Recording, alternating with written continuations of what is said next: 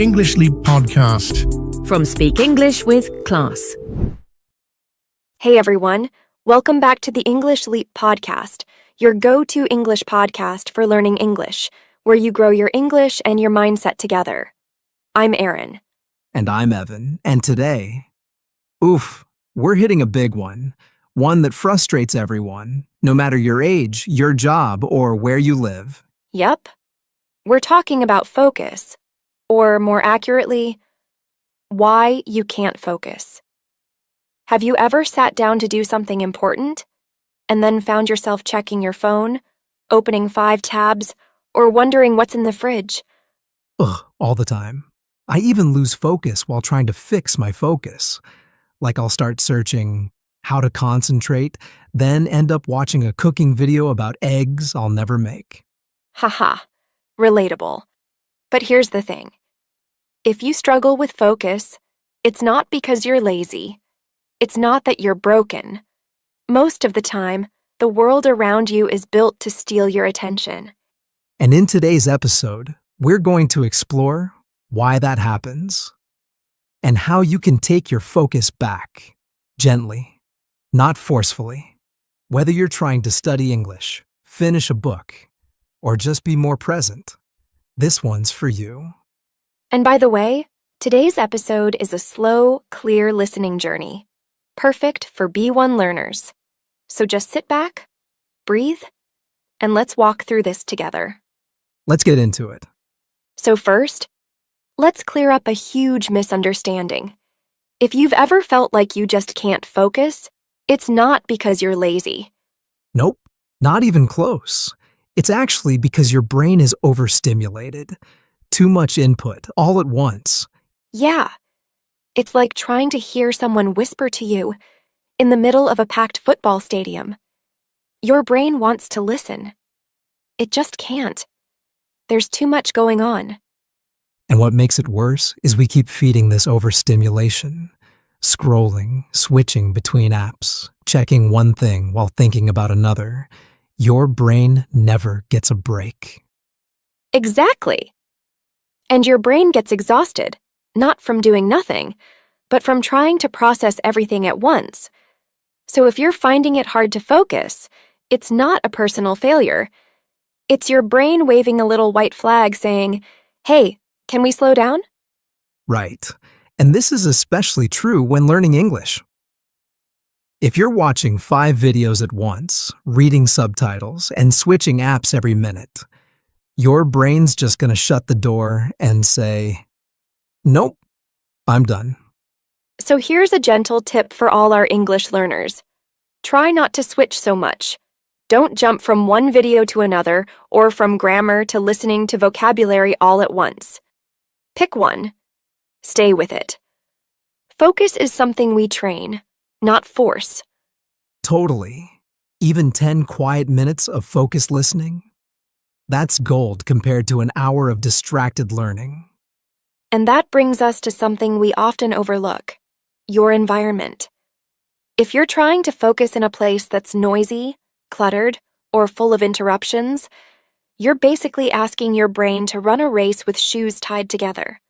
Yeah, like imagine trying to read a book in the middle of a busy street. Not because you're bad at reading, but because everything around you keeps pulling your attention away. Exactly. Focus isn't just a you problem, it's often a space problem. If your phone's buzzing, people are talking, or even your desk is messy, your brain gets distracted before you even start. So, for our English learners, think about creating a little focus zone. It doesn't have to be perfect. Just a small, quiet spot where your mind can breathe. Maybe a clean table, some headphones, and 15 minutes without messages popping up. Yes. When you make space for focus, focus comes to you. It's like telling your brain, "Hey, this matters. Let's be here now." Which connects perfectly to the next issue. We often confuse being busy with being productive. Oh yeah. Just because your calendar is full or your to-do list is long doesn't mean you're actually getting anywhere. Right? It's like running on a treadmill. You're moving, sweating, feeling active, but you're not actually going forward.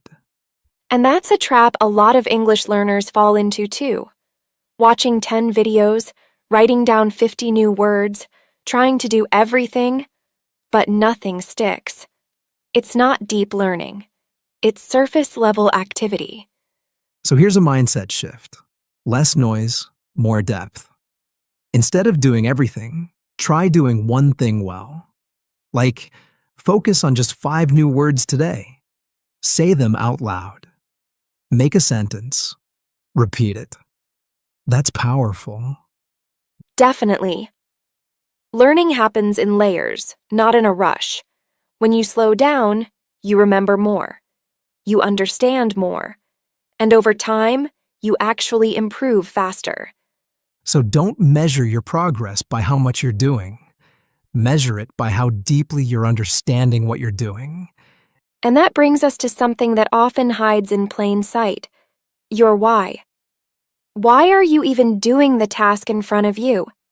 See, your brain isn't just a machine that does things automatically. It wants meaning. It wants purpose. And when you sit down to learn something, but your brain can't see why it matters, it's going to resist. Right. Think about it. Have you ever studied a bunch of grammar rules but felt like, why am I even doing this?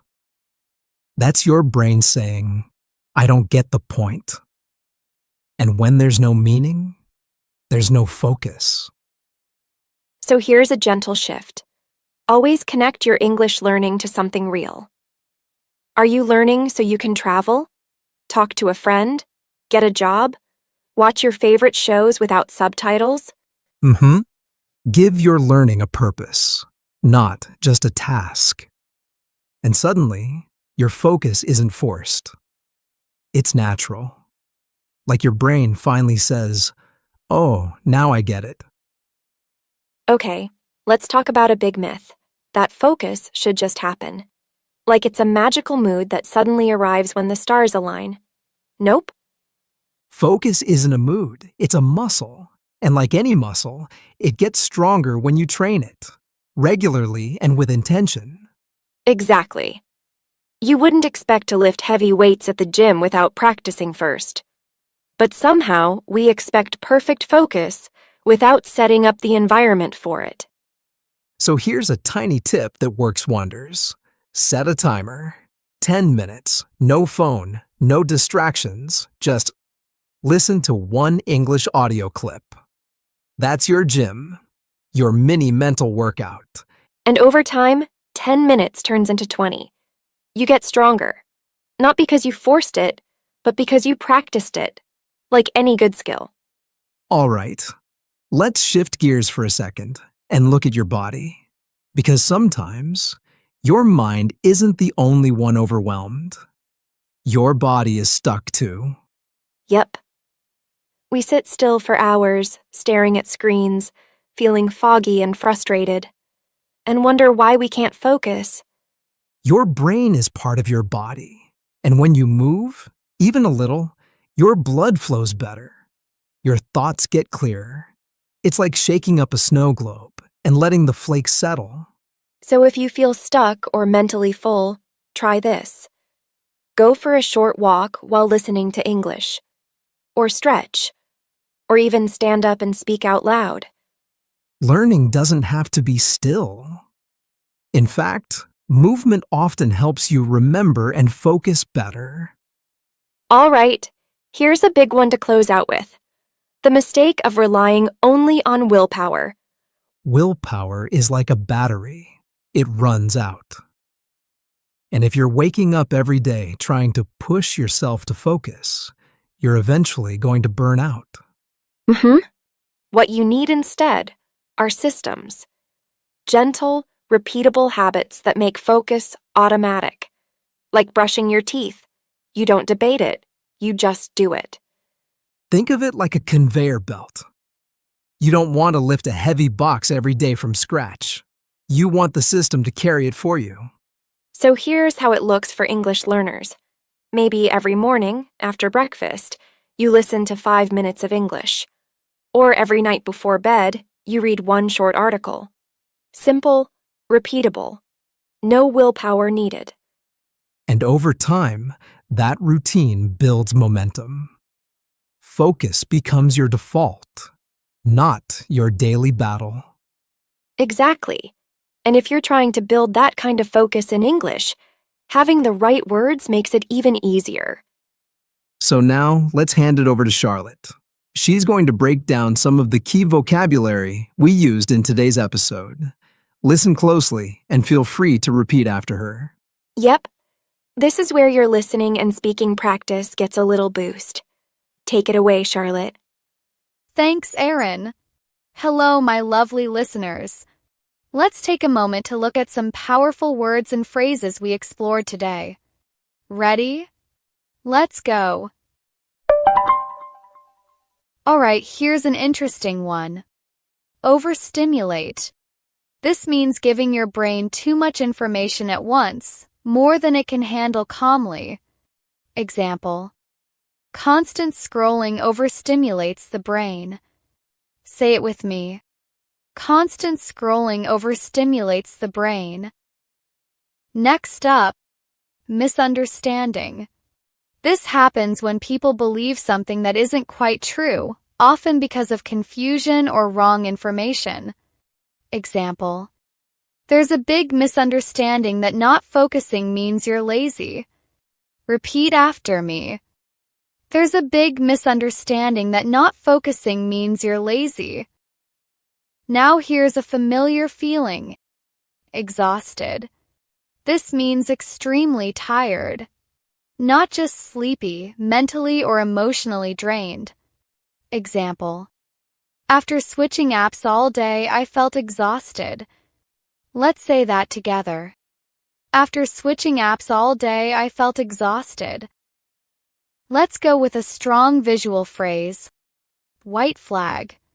Waving a white flag means surrender, like your brain saying, "I give up." Example: her brain waved the white flag after too much multitasking. Say it with me. Her brain waved the white flag after too much multitasking. This next word is everywhere these days. Distracted. It means your attention is pulled away, you're not focused. Example: I got distracted by my phone during the lesson. Let's repeat. I got distracted by my phone during the lesson. Now here's a physical one. Cluttered. Cluttered means messy, full of too much stuff. It can be your room or your mind. Example: her cluttered desk made it hard to concentrate. Say it with me. Her cluttered desk made it hard to concentrate. Let's try this one. Interruption.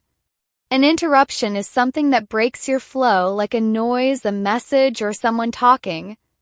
Example: he couldn't finish reading because of constant interruptions. Let's try together. He couldn't finish reading because of constant interruptions. Now here's a tricky one. Myth. A myth is a false belief, something people say a lot, but it's not true. Example: it's a myth that focus comes naturally to everyone. Say it with me. It's a myth that focus comes naturally to everyone. This word is super useful. Intention. It means a clear purpose, knowing why you're doing something. Example: she studied with intention, not just habit. Repeat. She studied with intention, not just habit. And last but not least, willpower. Willpower is the strength to control yourself and keep going, even when it's hard. Example: relying on willpower alone can lead to burnout. Say it with me. Relying on willpower alone can lead to burnout. That's it for today's vocabulary breakdown. Remember, don't just learn these words, try using them this week. Speak them. Write them. Make them yours. You're doing amazing. Now, let's go back to Aaron and Evan to wrap it all up. Thanks, Charlotte. I love how just a few good words can bring so much clarity. If you're listening, remember, vocabulary is like adding tools to your mental toolbox. The more you have, the more confidently you can build your thoughts in English. Exactly. And we hope today's episode helped you understand that focus isn't about being perfect. It's about being kind to your mind, creating better systems, and learning how to slow down when everything feels too fast. And as always, don't forget, we've made a free PDF just for you. You'll find today's vocabulary list, grammar tips, and some reflection questions to help you go even deeper. And if you enjoyed today's topic, let us know in the comments. What's the hardest part about staying focused for you? We'll be back soon with more real English, real topics, and real growth. Until next time, take care and stay focused. Your progress doesn't end here. To continue advancing your English skills, click on the next video or explore the additional videos we've thoughtfully selected for you.